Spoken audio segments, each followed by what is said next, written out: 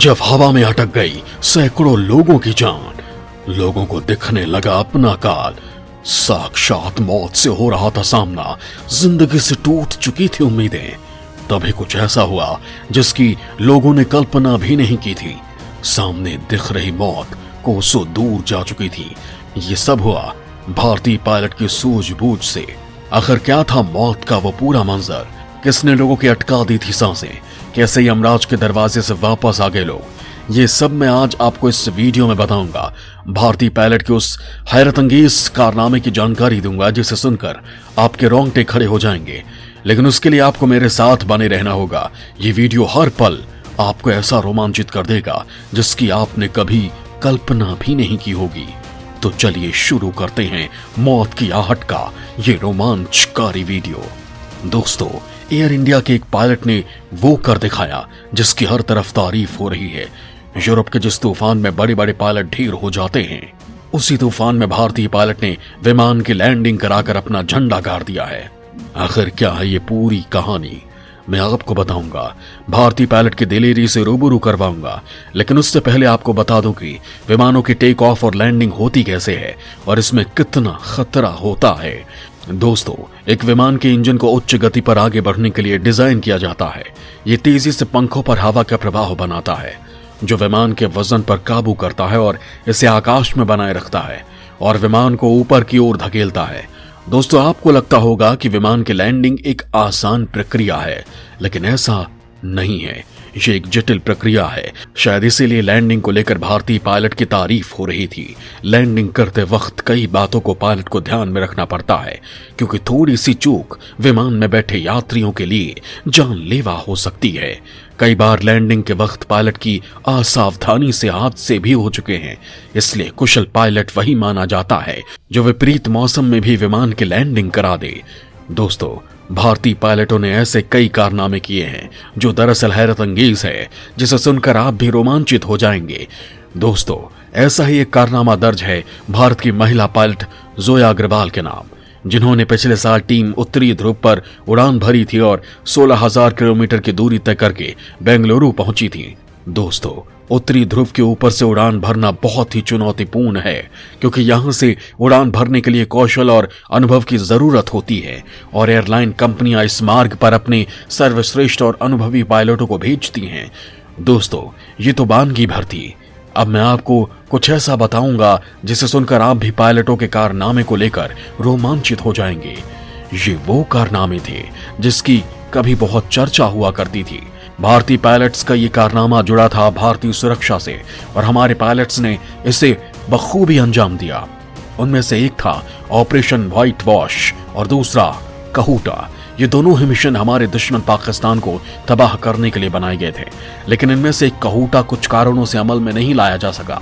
हालांकि भारत ने कभी स्वीकार नहीं किया कि उसने ऐसा कोई ऑपरेशन चलाया है। तो आइए आपको पायलट्स की जाबाजी की वो दास्तान भी सुनाता हूं। दोस्तों, ऑपरेशन व्हाइट वॉश की कहानी शुरू होती है सियाचिन के गलियारे से। सियाचिन ग्लेशियर रणनीतिक लिहाज से भारत के लिए बेहद महत्वपूर्ण जगह है। यहाँ पर भारत और पाकिस्तान दोनों के सैनिक मौजूद रहकर सरहदों की निगरानी करते हैं। इस इलाके में साल भर बर्फ जमी रहती है। यही कारण है कि इस इलाके की निगरानी करना बेहद मुश्किल होता है। भारत के पास एडवांटेज ये है कि सियाचिन की ऊंची चोटियां हमारे कब्जे में है। चोटियों की दूसरी ओर पाकिस्तानी सेना निगरानी करती है। यहाँ पर आपसी झड़प में उतने सैनिक नहीं मरते जितना एवलांच आने से। एवलांच की इसी सोच ने ऑपरेशन व्हाइट वॉश को जन्म दिया। भारत के काली की एंट्री इसी आइडिया से शुरू होती है। कहा जाता है कि भारत की खुफिया एजेंसी रॉ और रक्षा अनुसंधान संगठन यानी DRDO ने मिलकर एक प्लान बनाया। प्लान था सियाचिन में उस जगह पर एवलांच लाने का जहां पर पाकिस्तान चौकियां थी। इसके लिए कुशल पायलटों की जरूरत थी, लिहाजा ऐसे पायलटों की तलाश की गई जो इस क्षेत्र में महारथी थे। ये प्लान लीक ना होने पाए, लिहाजा इसे एग्जीक्यूट करने का काम हुआ सियाचिन से 1877 किलोमीटर दूर उड़ीसा के एक राज्य कटक में। दरअसल जिस लेवल के तैयारी से ऑपरेशन को अंजाम देने के लिए की जा रही थी, अगर वो लीक हो जाती तो भारत को बड़ा नुकसान होता ही। अगर वो दुश्मन के हमले का शिकार हो जाता तो रॉ की बड़ी किरकिरी भी तय थी। लिहाजा IL-76 उड़ने से पहले इसकी सुरक्षा के लिए अबॉक्स प्लेन उड़ाया गया। अबॉक्स यानी airborne warning and control system, जो उड़ते समय वायु क्षेत्र की निगरानी करता है। ताकि किसी भी तरह के विमान की घुसपैठ या किसी मिसाइल के हमले को डिटेक्ट करके उसे न्यूट्रलाइज किया जा सके। अवॉक्स जहाज के पीछे गश्त कर रहे थे। पुणे से उड़ान भरने वाले सुखोई विमान IL-76 के साथ उड़कर काली के सिक्योरिटी में मिराज 2000 फाइटर जेट्स को लगाया गया।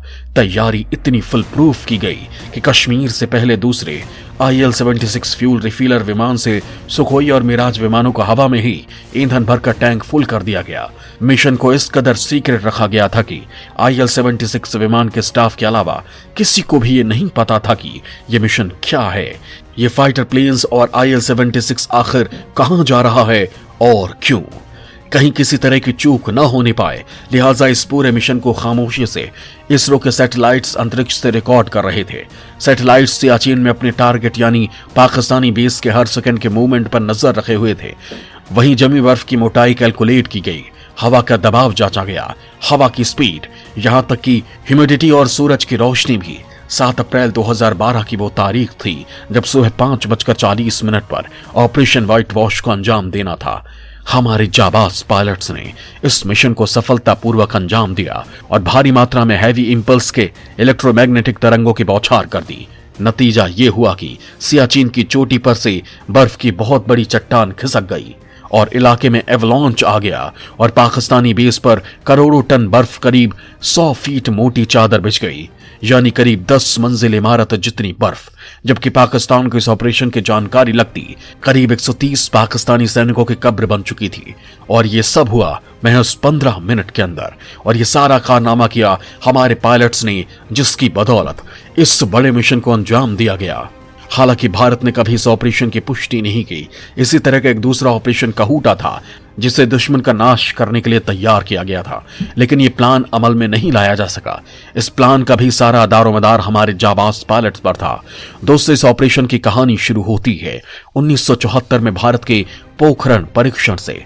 उस वक्त रॉ को समझ में आ गया था कि भारत की उभरती परमाणु शक्ति को देखते हुए पाकिस्तान भी पीछे रहने वाला नहीं है और वो भी परमाणु परीक्षण कर सकता है। पाकिस्तान को पर्दे के पीछे से चीन, उत्तर कोरिया और फ्रांस मदद कर रहे थे, लिहाजा भारत ने उसके न्यूक्लियर प्लांट को बर्बाद करने की योजना बनाई। इस ऑपरेशन को नाम दिया गया कबूटा। इसके जरिए भारतीय पायलटों को पाकिस्तान के न्यूक्लियर प्लांट को ध्वस्त करना था। इस प्लान को भारत इजराइल के साथ मिलकर अंजाम दे रहा था।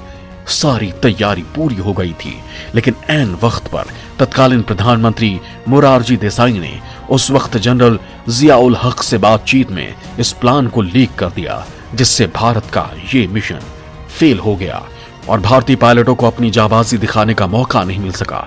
दोस्तों, अब बात भारतीय पायलट के उस जाबाज कारनामे की जिसकी हर तरफ चर्चा हो रही है।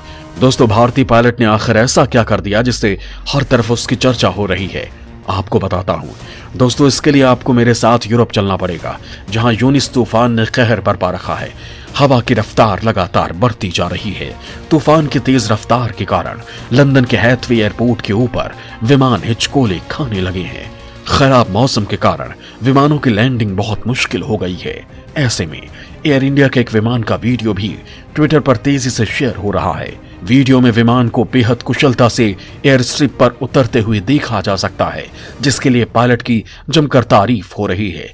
इस सफल लैंडिंग को YouTube channel big jet TV द्वारा लाइव स्ट्रीम किया गया था, जो हिथ्रो में विमानों के लैंडिंग और टेक ऑफ का लाइव स्ट्रीम करता है।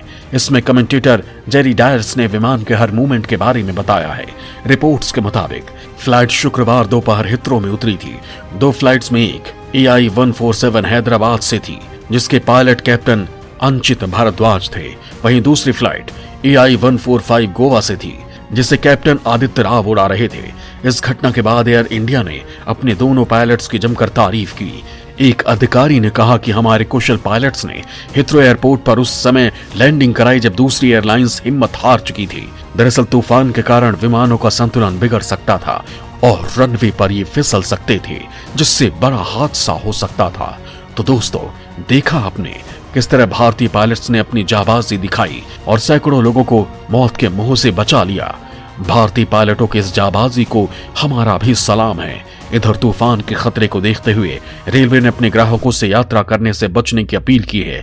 कई सेवाओं को या तो रद्द कर दिया गया या उनमें देरी की गई है, जबकि कई ट्रेन 50 मील प्रति घंटे की रफ्तार से चल रही हैं। तेज हवाओं के कारण एडिनबर्ग और ग्लासगो के बीच A66 क्रॉस पेनिन मार्ग और M8 सहित प्रमुख सड़कों को आंशिक रूप से बंद कर दिया गया है। ब्रिटेन के लिए साल 1987 के ग्रेट स्टॉर्म के बाद यह सबसे घातक तूफान हो सकता है। उस समय हवा की गति पश्चिम ससेक्स में 115 मील प्रति घंटा पर पहुंच गई थी, जबकि सेंट्रल लंदन में हवा की रफ्तार 94 मील प्रति घंटा दर्ज की गई थी। मौजूदा समय में पूरे यूरोप में लगभग 200 किलोमीटर प्रति घंटे की रफ्तार से हवाएं चल रही हैं, जिसकी वजह से करीब 450 उड़ानों को रद्द किया गया है। दोस्तों, आपको हमारा ये वीडियो कैसा लगा हमें जरूर बताएं। जय हिंद, जय भारत।